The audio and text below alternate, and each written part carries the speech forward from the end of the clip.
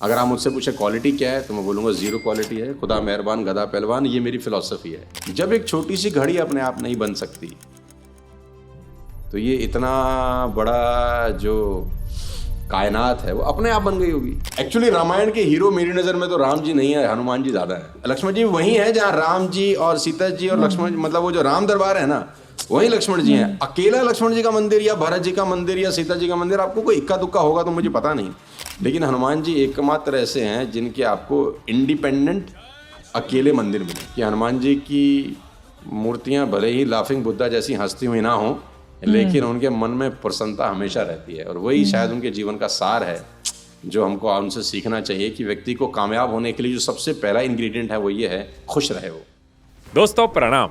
सोनू शर्मा जिन्होंने अपनी books, trainings और वीडियोस के थ्रू लाखों लोगों की जिंदगी बदली है, उनको हमने पूछा कि उनकी जिंदगी किसने बदली है। उनसे हमने ये भी पूछा कि उनकी वो कौन सी एक क्वालिटी है जिसने उनको सफल बनाया। ये वीडियो आपको श्री हनुमान जी की अनलिमिटेड पावर्स के बारे में बताएगी, उनकी अनलिमिटेड क्वालिटीज के बारे में बताएगी और चीजों को देखने का एक नया नजरिया, नया तरीका देगी। अगर आप पूरी इंटरेक्शन देखना चाहते हैं तो नीचे डिस्क्रिप्शन में आपको लिंक मिल जाएगा माइक्स एंड माइंड चैनल का, जहां पे ये पूरा पॉडकास्ट पब्लिश्ड है। आपको अपनी कौन सी चीज सबसे ज्यादा पसंद? मैं तो सोच रहा हूँ मुझ में है ऐसा क्या, आज तक मुझे मिला ही कुछ नहीं। नहीं, मुझे अपने में तो कुछ खास पसंद है ही नहीं यार, टू बी वेरी ऑनेस्ट। कोई एक क्वालिटी अगर आप से बच्चे या व्यूअर्स कोई भी आपकी कोई एक क्वालिटी को इम्बाइब करना चाहें। मेरे को कोई गलतफहमी नहीं है अपने बारे में। हाँ, नाइस। आजकल के लोगों को, जब मैं रहता हूँ लोगों के साथ, तो लोगों को बहुत जल्दी गलतफहमी हो जाती है।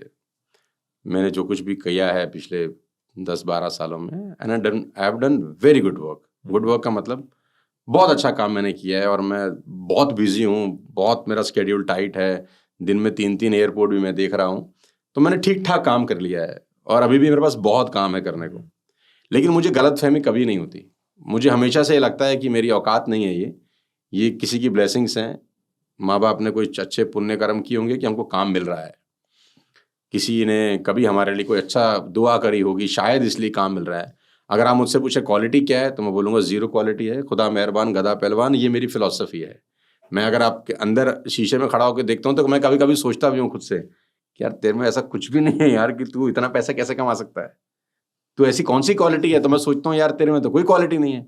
तो मेरे में एक ही क्वालिटी है कि मुझे कोई गलतफहमी नहीं है अपने बारे में। मुझे पता है कि मैंने जो कुछ भी किया है उसमें मेरा रोल मुश्किल से 0.01% होगा, बाकी रोल होगा फादर मदर की ब्लेसिंग्स का, मेरी टीम का जो मेरे साथ काम करती है, और कोई अच्छे काम हमारे फादर मदर ने किए होंगे, उसका जो फल है, फसल उन्होंने बोई थी, काट मैं रहा हूँ। बस मेरे में इतनी क्वालिटी, और मुझे कोई गलतफहमी नहीं है।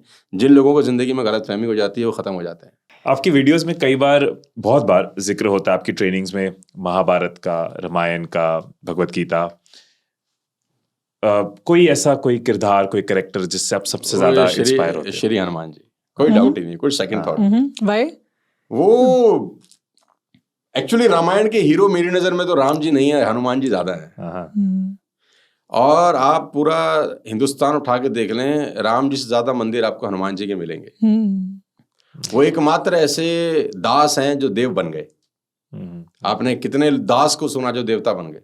वो एकमात्र ऐसे हैं जो दास से देव बन गए। और पूरी रामायण में बहुत बड़े बड़े लोग किरदार हुए, भरत जैसे हुए, शत्रुघ्न हुए, दशरथ हुए, जनक हुई, सीता जी हुई, राम जी खुद हुए, लक्ष्मण जी हुए। लेकिन जितने मंदिर आपको हनुमान जी के मिलेंगे उतने मंदिर आपको किसी देवता के नहीं मिलेंगे। लक्ष्मण जी वही है जहाँ राम जी और सीता जी और लक्ष्मण, मतलब वो जो राम दरबार है ना, वही लक्ष्मण जी हैं। अकेला लक्ष्मण जी का मंदिर या भरत जी का मंदिर या सीता जी का मंदिर आपको कोई इक्का दुक्का होगा तो मुझे पता नहीं, लेकिन हनुमान जी एकमात्र ऐसे हैं जिनके आपको इंडिपेंडेंट अकेले मंदिर मिलेंगे। और उनके मंदिर की सबसे खासियत भी है कि मूर्ति बन गई तो बहुत अच्छी बात, नहीं तो पत्थर पे सिंदूर लगाया, बन गया हनुमान जी का मंदिर, सिंपल सरल। तो उनकी जो खासियत है ना, उनसे बहुत कुछ सीखने को है। बहुत कुछ का मतलब, मैं जब पढ़ता हूँ रामचरितमानस को, हमारे परिवार में हमारे फादर साहब पढ़ा करते थे तो उनसे आदत लग गई मेरे को, इसीलिए मैं कहता हूँ कि वहां से बहुत कुछ हमको मिला।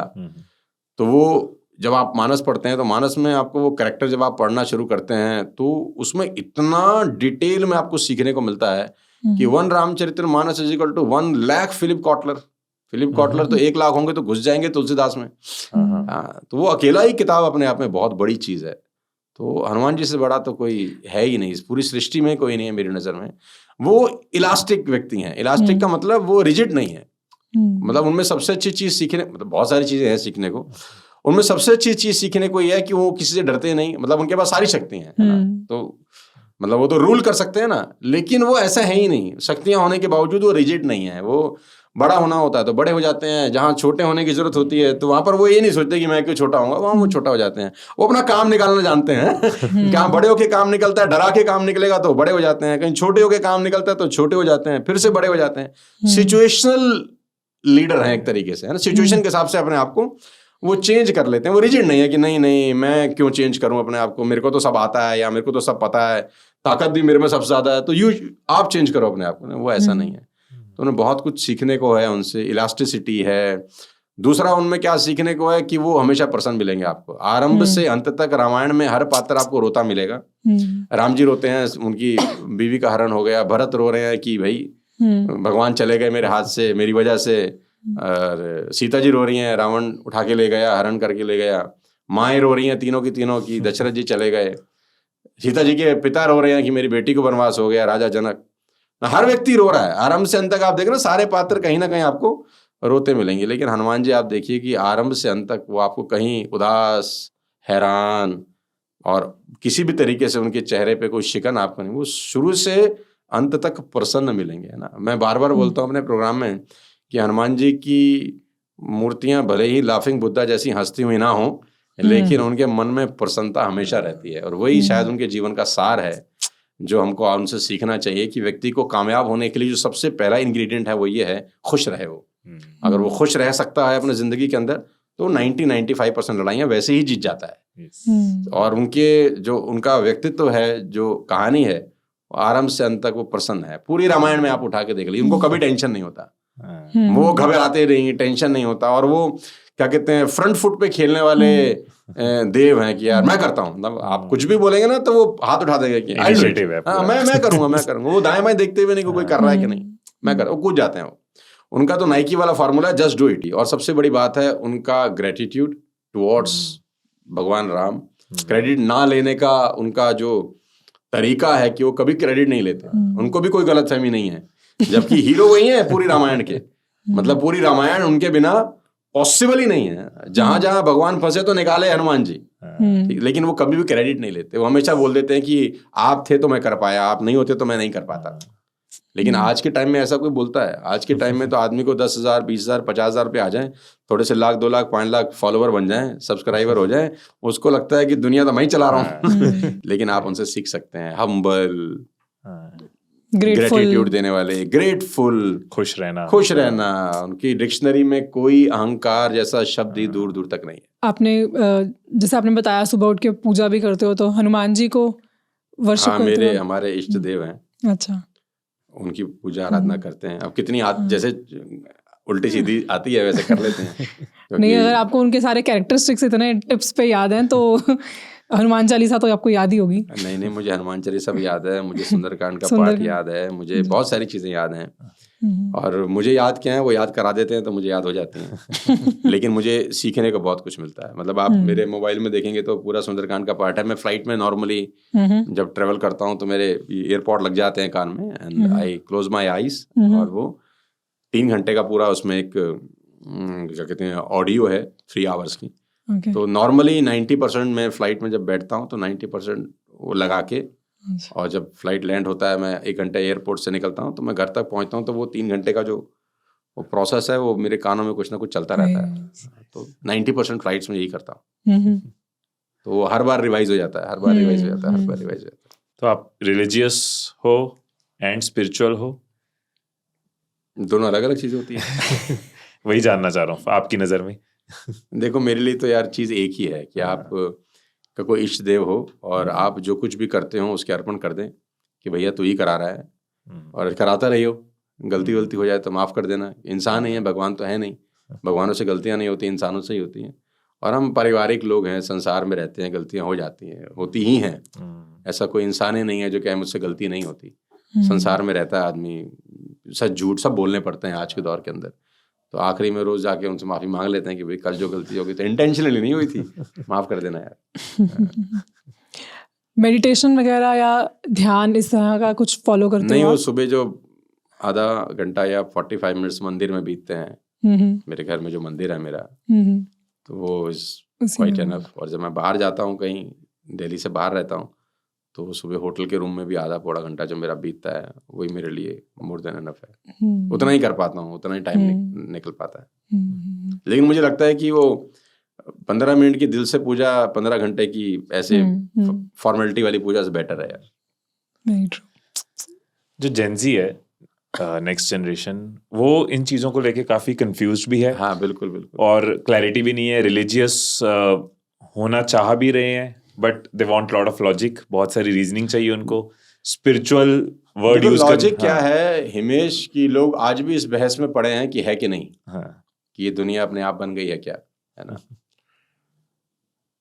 आप एक रेगिस्तान से गुजरे हो, आप दोनों, गुंजन और हिमेश, रेगिस्तान से कहीं जा रहे हैं, है ना, तो आपको एक वहां पर घड़ी मिल जाए पड़ी हुई, अब आप वो घड़ी उठाएं, क्या आप ऐसा अंदाजा लगा सकते हैं और कल्पना कर सकते हैं कि हजारों हजारों साल में डस्ट पार्टिकल मिलते रहे मिलते रहे मिलते रहे और घड़ी बन गई? ऐसा आप सोच सकते हैं? नहीं।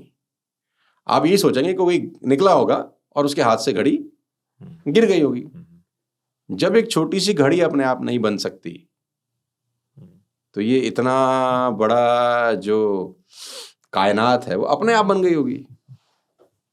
मतलब घड़ी गिरी है इसका मतलब, पड़ी है इसका मतलब कोई ना कोई गुजरा है जिसके हाथ से छिटक के, अपने आप तो नहीं बनी होगी ना, कि हजारों साल से पार्टिकल मिलते रहे मिलते रहे मिलते रहे और घड़ी बन गई। ऐसा तो पॉसिबल नहीं है, किसी के हाथ से गिरी होगी।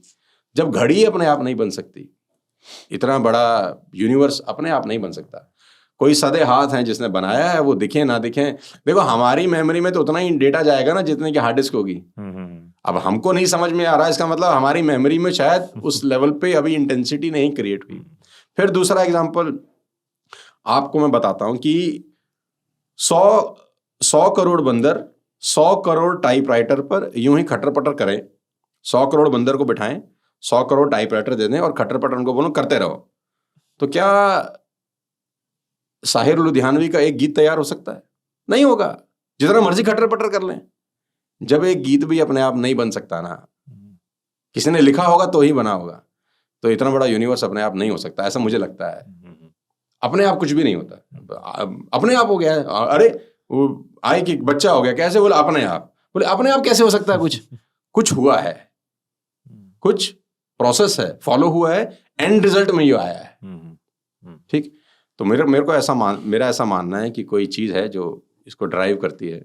अब हमको जिसको जितना समझ में आता है, मुझे भी इतना ही समझ में आता है कि अपने आप कुछ नहीं होता, वो है, कोई ताकत है। और ये हिंदुस्तान में ऐसे हजारों एग्जाम्पल्स हैं जो आपको बताएंगे, उदाहरण देंगे कि भाई ऐसा है, हमने फील किया है, एहसास किया है हमने। और आपको बहुत स्पिरिचुअल गुरु मिलेंगे जो आपको बताएंगे कि हमने फील किया है इसको। आपने नहीं किया, आप उस कैलिबर के नहीं हो, जिसने किया है उससे पूछ सकते हैं ना। तो मैं तो पर्सनली ऐसे लोगों से मिला हूँ, मैं जानता भी हूँ ऐसे लोगों को जिन्होंने एहसास किया है, जिन्होंने फील किया, और ब्लाइंडली ट्रस्ट, लॉजिक के साथ। ऐसा नहीं कि उन्होंने कह दिया और मैंने मान लिया। मैंने जब खुद पे ही देखा हुआ है तो मैं किसी और पे नहीं जाना चाहता। मैंने खुद फील किया है, और एक बार नहीं, दो बार नहीं, कई बार फील किया है। जो आज की जेंजी की जो तुम बात कर रहे थे, सब मानते हैं, बस समय की बात होती है यार, है ना। वो जब वो एग्जाम्स होते हैं ना या कोई कहानी फंस जाती है ना। हमारे यहाँ पुराना गाना है ना कि दुख में सुमिरन सब करें और सुख में करें ना कोई, तो वही कहानी है। जब फटती है आदमी की ना, तो फिर याद आता है वो। ऐसा नहीं कि नहीं आता, सबको आता है, माने कोई ना माने कोई, एक अलग बात है। दोस्तों, ये वीडियो हमारे पॉडकास्ट का एक छोटा सा पार्ट थी। जो पूरा पॉडकास्ट है उसके अंदर हमने सोनू शर्मा जी की लाइफ की जर्नी को समझा, कैसे उन्होंने लोगों के हेट से डील किया, कैसे उन्होंने रीडिंग की हैबिट बनाई, कौन सी बुक्स ने उनकी लाइफ को इंस्पायर किया, सोशल मीडिया पे वो कैसे ग्रो किए। इस तरह की कई बातें हमने उनसे करी है। अगर आप टाइम निकाल के वो वीडियो देख पाओ तो बहुत नॉलेज, बहुत इन्फॉर्मेशन आपको मिलेगी। मेरी और गुंजन की यही कोशिश है हर पॉडकास्ट के साथ कि जिन लोगों ने कुछ अकम्प्लिश किया है, जिन लोगों ने सक्सेस हासिल किया है, उनके एक्सपीरियंसेस, उनकी लर्निंग्स हम आप तक पहुंचा पाएं, सो दैट आप भी इंस्पायर्ड रह पाओ, सीखते रह पाओ और आगे बढ़ते रह पाओ। जैसे आपने इस चैनल को सपोर्ट किया है, इसी तरह से आप हमारे पॉडकास्ट चैनल को भी ज़रूर प्यार देना, सपोर्ट करना। नीचे डिस्क्रिप्शन में लिंक है, चैनल को सब्सक्राइब कर लेना। पूरी वीडियो का लिंक भी आपको डिस्क्रिप्शन में मिल जाएगा। पॉडकास्ट ज़रूर देखना। फिर मिलेंगे अगली वीडियो में, तब तक खुश रहिए, खुशियाँ बांटते रहिए। I love you all.